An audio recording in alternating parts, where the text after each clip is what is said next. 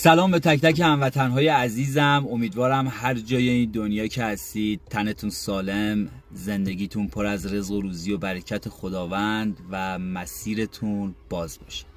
خواستم این حسم رو که امروز دارم رو با شما توی این تریبون در میون بذارم.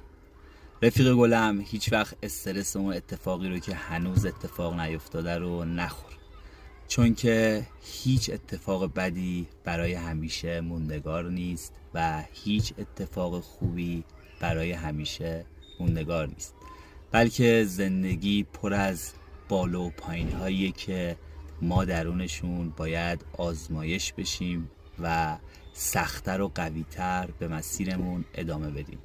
هیچ وقت توی زندگیتون نذارید بدی اشخاص متفاوتی که کنارتون هستن و باهاتون در ارتباطن شما رو تحت تاثیر خودش قرار بده و از اون هدف و از اون انسانیت خودتون خارج بشید.